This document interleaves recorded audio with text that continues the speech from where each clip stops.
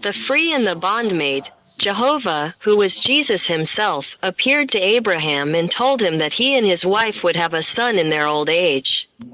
Sarah, seeing that the promise was delayed, told Abraham to sleep with Hagar, her slave, from whose union Ishmael the father of the Arabs was born.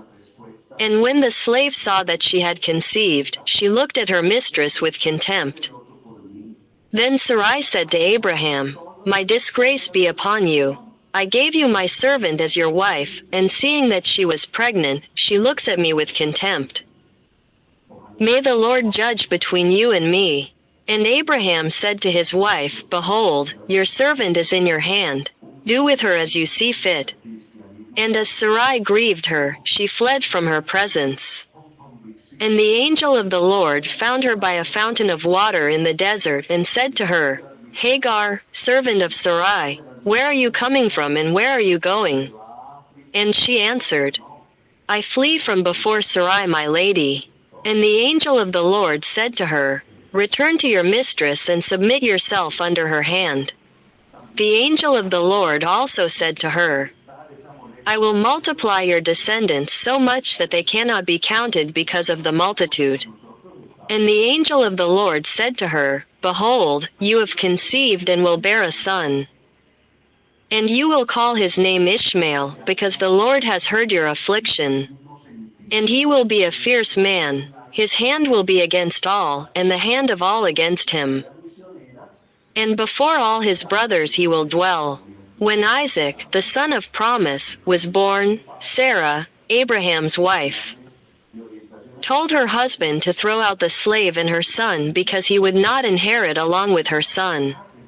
Then Abraham asked Jehovah for help to solve this conflict, and Jehovah told him, "Listen to your wife because the slave does not inherit with the free woman."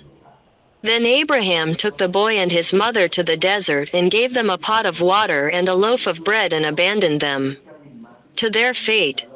When water and bread ran out and death was imminent, the boy cried and God heard the boy's voice. And the angel of the Lord called to Hagar from heaven and said to her, "What is the matter, Hagar? Do not be afraid. Get up, lift up the boy, and hold him in your hand. For I will make him a great nation."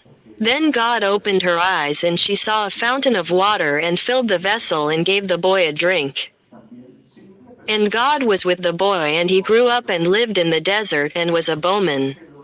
Galatians chapter 4 verses 22 to 26 says, "For it is written that Abraham had two sons, one from the slave and the other from the free. The son of the slave was born according to the flesh, but the son of the free woman was born according to the promise, which is an allegory, since these women are the two covenants.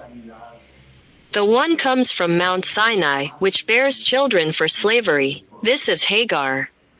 Because Hagar is Mount Sinai in Arabia, and corresponds to present-day Jerusalem, and it, along with its children, is in slavery. But the Jerusalem above, which is the mother of us all, is free."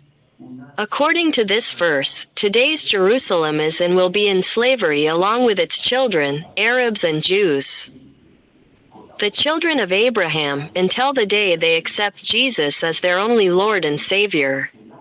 Then they will be children of the free, the New Jerusalem, which is in the third heaven, in paradise, clothed in pure gold, pearls and precious stones.